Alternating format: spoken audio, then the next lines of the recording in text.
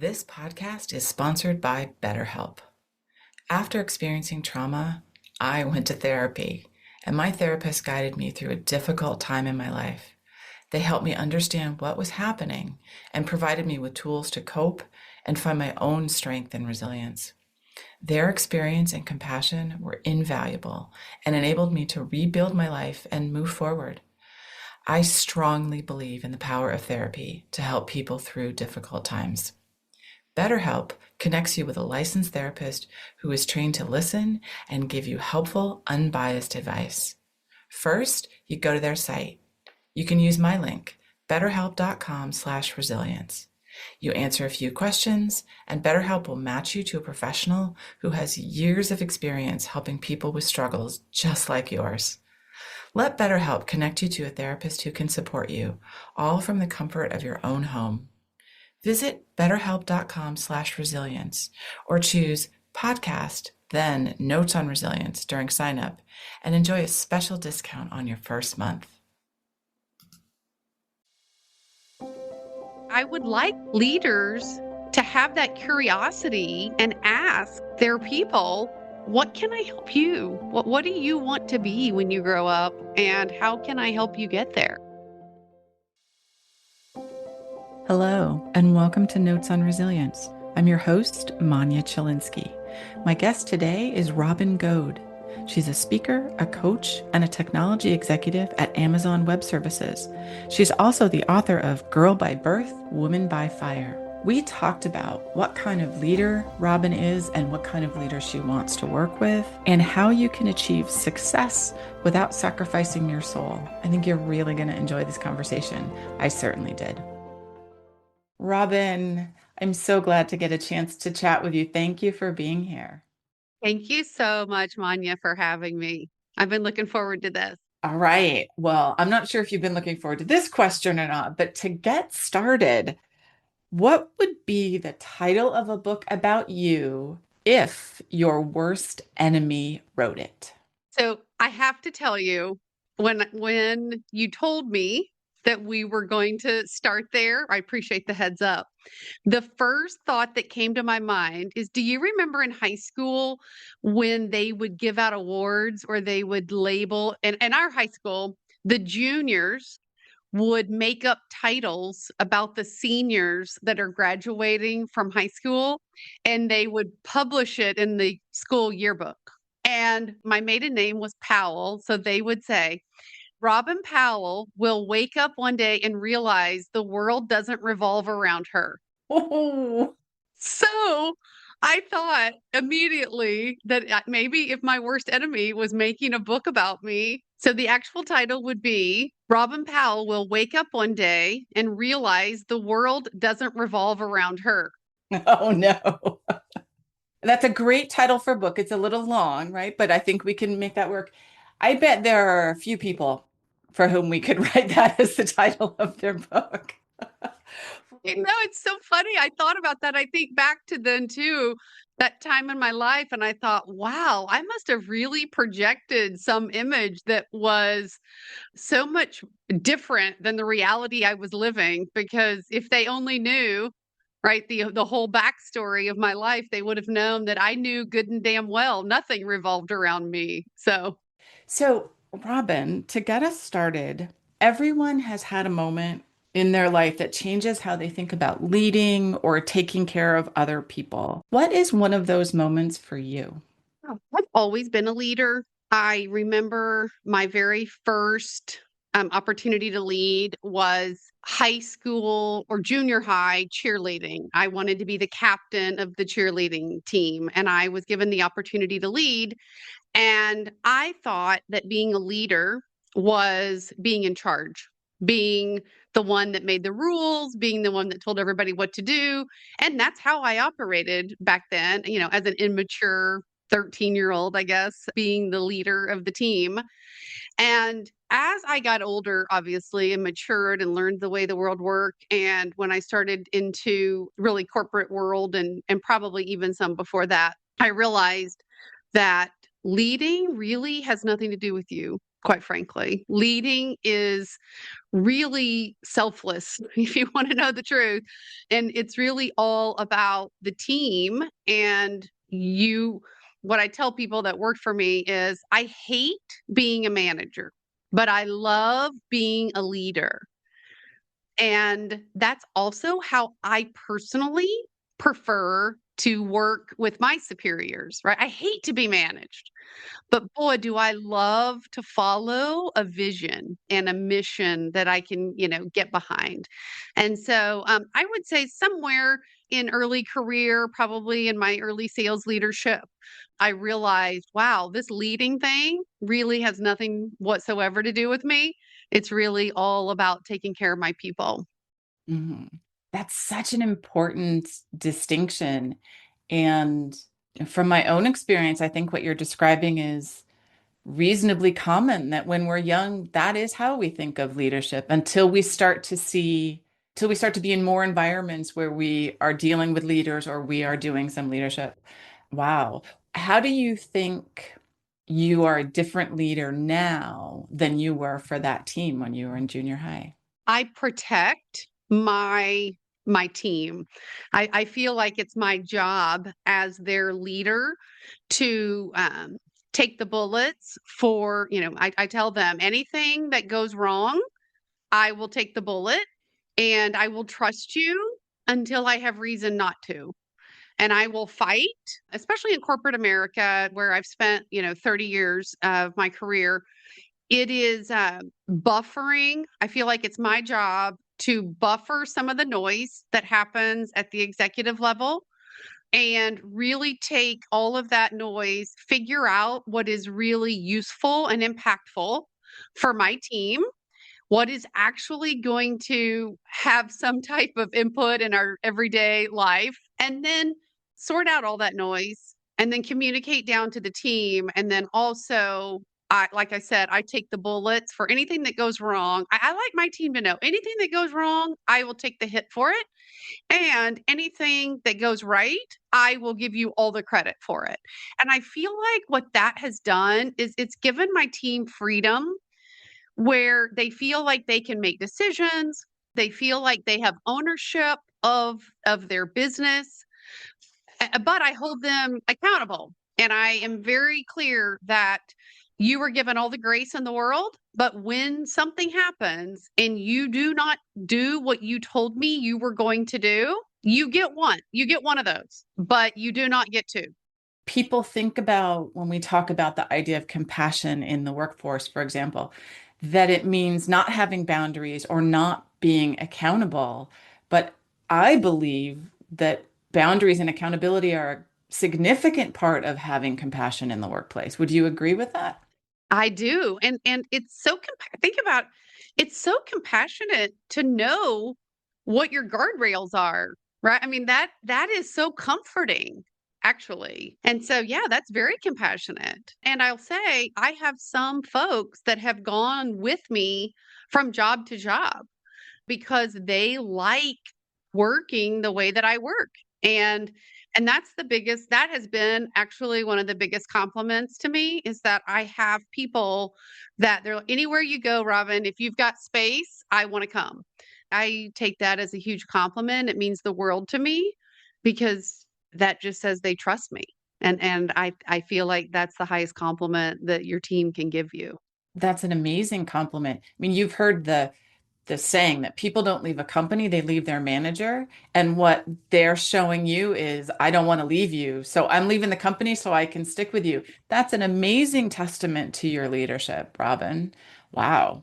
You talk about being successful without sacrificing your soul. And here I think we're talking largely about corporate life, but tell me a little bit more about what does that mean? Can you actually be successful without losing a part of yourself? Well, I think we need to define what do we mean by losing a part of yourself because you can't have it all. Like I don't think it's possible to say I'm operating at 100% effective at work, at home, with my friendships. And so Do I lose a part of a component that makes me who I am? Of course I do. So, am I able to have as rich of friendships in certain seasons as I would have liked to have had? No. Did I consider that loss? Yes. And so there's that component where I did go through a season where I woke up in my 40s and I thought, man, where'd all my friends go? And it's because I didn't have capacity. I didn't have time to really invest in those friendships because I was doing the best I could at keeping work going and keeping my family going. And I just did not have overflow for my friendships. So I did lose a piece of myself in that season. But what I mean in general, when I say not losing yourself in the corporate world, at least, is I have felt like I can operate ethically, morally. I don't feel like I've had to do anything in my corporate career that challenged my character, who I was as a human, and how I was able to lead my teams, how I was able to engage with my customers. I just always looked at whoever was sitting across the table from me, whether it was a customer, whether it was a team member, or whether it was somebody in my ecosystem at work, like an engineering team or a product team. I always felt like I was operating from a place of what do we need to do together for everyone's best interest? And that feels and has always felt very authentic to me. And I've always found that if you can figure out what somebody else cares about and what's in it for them, and how do I help my customer be successful? And I really mean that. I wasn't just saying it, I really meant, how can I help you be successful in what you're trying to achieve? And if the answer is, hey, Robin, you know what? My top three priorities this year, you can't help me. I would be like, perfect. I love that. I'll check in with you. We can still be friends. But if you need me, you know where to find me. Same thing with my product team. My product team, they would have certain metrics that they needed. And if I understood what they were trying to accomplish, then I tried to operate in such a way that helped them accomplish their goals. Same thing with the members on my team. And so that all has always felt very authentic to who I am as a human. And and so I feel whole that I never lost piece of my soul in the way that I could show up and work every day. Right. Well, it sounds like you've got a real human centered leadership style. That isn't something a lot of leaders bring to the table. What kind of question about leadership and compassion do you think we're still not asking? Wow, that's a really good question. What are we not asking? I don't know. I guess I feel fortunate that now, hang on a second, let me pause. I can't say that all of my leaders that I've worked for have operated the same way that I have operated. And so I'm trying to think, what would I have wanted them to be asking, right? That I'm when you ask that question, that's kind of where my mind is trying to process an answer there. And I think maybe it is having a leader that really cares about what I want to accomplish or what I want to be when I grow up. And I've never had a leader ask me that. I've never had someone that I worked for ask me, Robin, what do you want to be when you grow up and how can I help you get there? Now, I've asked that of people that have worked for me. I've asked that of partners and customers that I've worked with. Also, because, by the way, any company that you work for or work with, they have what they're doing today. They have the business that they're in today, but that isn't what they necessarily want to be 5 years from now because every company is trying to evolve into the next thing, right? They're adding a different line of business or they're growing into a new industry. So they always have this is what I've always been, but here's what I want to be in the next 5 years. And so I do ask people that work for me and I ask customers and partners, I know what your core business is, but what do you want it to be 5 years from now? And how can I help you get there? I've never had a leader ask me that. And as I'm sitting here processing that in real time, that's a shame. That's a shame that I haven't. So I guess my answer would be I would like leaders to have that curiosity and ask their people, what can I help you? What do you want to be when you grow up? And how can I help you get there? You haven't had a leader that thing you do. Have you ever said to one of those leaders, hey, how come we don't talk about this? Or this is the way I'm thinking about leadership? Yeah, no, no, no, we haven't. And I'm thinking about it right now, thinking, Robin, why haven't you? Why haven't I operated with my managers and my leaders and even skip level like I do with my own? And it's a good question. I'm going to have to dig a little deeper and think about that. I don't know why I haven't asked them or set an expectation. Right, right. Well, thinking back to my own corporate career, I certainly never thought about leading up. I just thought that what the leaders and supervisors above me said to do was what I do, and then if there were people that I was responsible for, I carry that message through.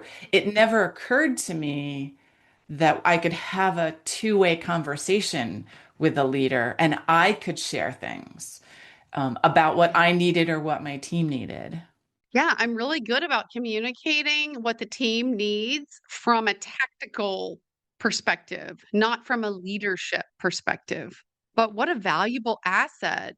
What a valuable asset I would be to my leader if I did have that conversation. Well, there's still time. There you go. I'm going to take that as an action. That is a good nugget I need to take with me. And hopefully, folks that are listening, if they haven't had the same conversation, maybe they take that as a key takeaway. Yes. Although, just thinking back to, I had many managers and leaders who were lovely people, friendly. I could talk with them, but I was still afraid to talk about this kind of thing with them. Where do you think that comes from, that fear of talking to the leaders in your organization?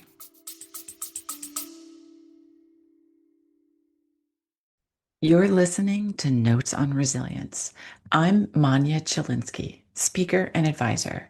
My work examines how people and systems behave under pressure and what survival and disruption reveal about leadership, culture, and change.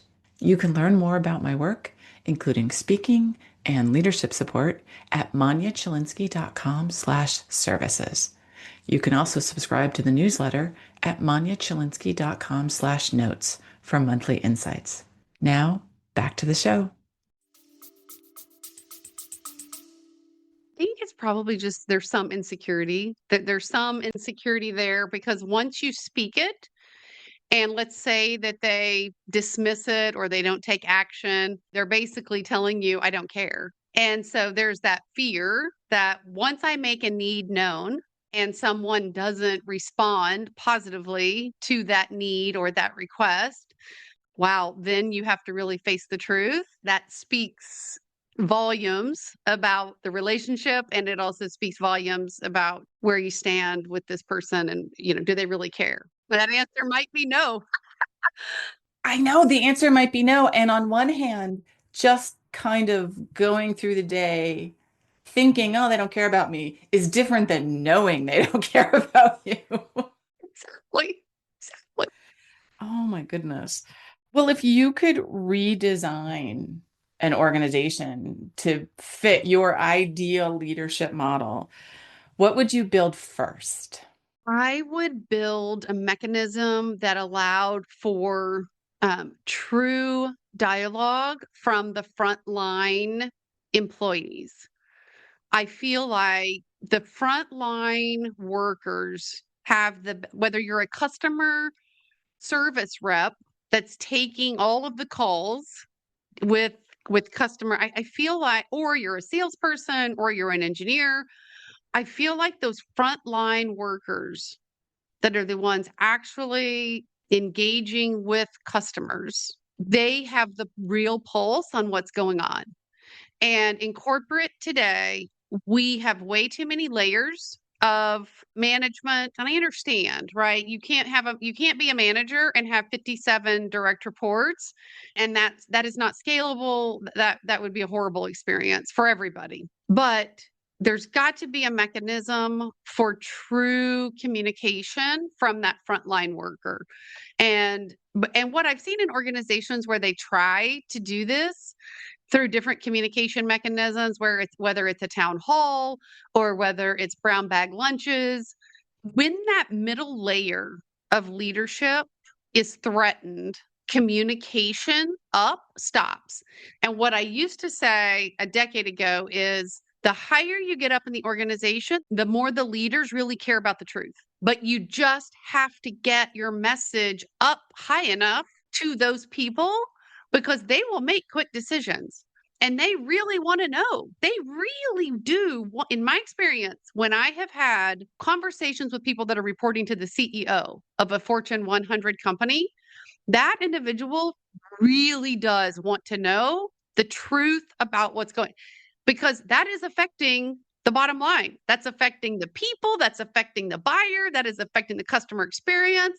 And they want to know. It's generally that frozen middle that's so worried about keeping their job that they stop doing their job. And so, if there's a way to create a culture where it isn't about losing your job, right? It's about what's best for the business and what's best for the people. But golly, it's hard. It's hard to create a culture where that is true. I haven't seen it. In my experience, I have not seen, I haven't seen it work. So, other than what you just mentioned about that middle management layer and they're sort of being stuck in the middle, what else contributes to the difficulty in that communication between the front line all the way up to the top? I mean, just access. I think there is just straight out access to those folks. They're busy most of the time. They're leading a very large global organization. They're on the road 200 days a year, traveling all over the world. Their organizations, at least in the companies I've worked for, their organizations are thousands of people, and they are literally doing their best to just have enough face time with everybody. So to me, it's time. But I will say there is something that's really very interesting at Amazon that we do that I love. And every day when you log into your computer, a quick question comes on your screen. And it's basically just a one sentence question about something about your manager, something about your business, something about working for the company. It takes me, I can't go on and do my day until I answer. So there is this direct feedback that you get. And as a leader in the company, I get data reports once a month that kind of tell me the temperature of how my team is feeling. And maybe they love working for me as a manager, but maybe they don't think the strategy at the company level is what it should be. So I get to see where the problem. And so they ask us these questions 365 days. Every day that you log in, you're getting this, you give feedback. And so and we look at that all the way up to the CEO of the company. We really do, and managers are graded on the data that we get from those, that feedback. But I love it. It's anonymous and they always give you a text box to be able to provide feedback in. So I really like that mechanism. What a nice, simple way to incorporate getting feedback without making it heavy-handed, without making it have to be a once a month multiple question survey that you do. And I imagine people can put as much or as little as they want on a particular day based on what's happening. I really like that. That's so interesting. I like it too. Yeah. And what I really appreciate is that you said we look at it because I think so many of us employees have had experience of sharing feedback, filling out these employee engagement surveys, and then nothing ever comes of it. And nobody's reading it. I know for a fact, I had some pretty stern feedback once, and I wrote several paragraphs in the text box, and I said, I know this is anonymous, but if you really read this and you really want to get in touch with me and talk about it, here's my alias, here's my email. And they did. So, talk about building trust with your employees, right? That Oh, not only did they read it, but they actually reached out to me, thanked me for all of my candid feedback, and scheduled a meeting with me to talk about it. Wanted to understand. Wow. That is important. And as you said, the key word that I just live on, which is trust. You now trust that they're listening and they care on some level about what's going on. Exactly. So interesting. So, Robin, we are getting close to the end of our time. Can you tell us a little bit more about yourself and your book so folks can learn more about you and how to reach you? Sure. My book launched on January 6th, and I say that somebody asked me how long did it take to write, and I said, "Oh, about 35 years." But, seriously, it took me about a year to write it, and, it launched on January 6th. So far, all the feedback I have gotten, honestly, it has been overwhelming. It from the reviews on the Amazon, reviews have been fabulous, and those are all people I don't know who they are.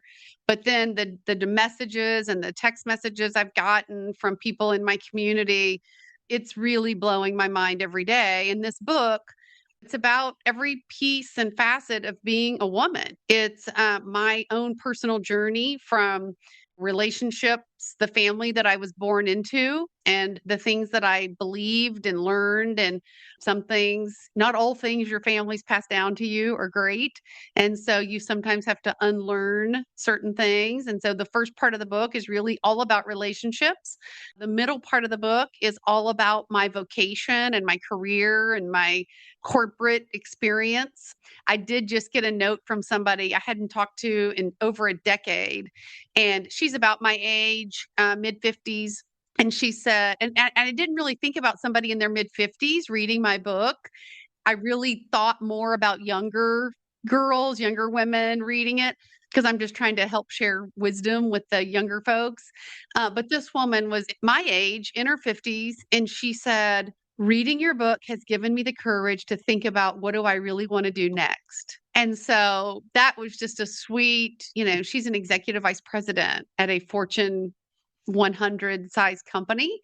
And so that was really sweet. And then the third part of the book is about really our health, our emotional, spiritual, physical, financial health, and all the things that I wish I had known. Good health is wasted on the youth. Yes, yes.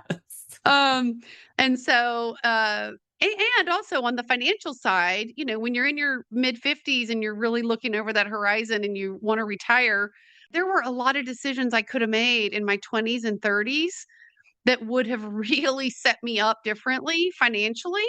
And I just didn't know. And so this book is really all the things I wish I had known with all three of those lenses.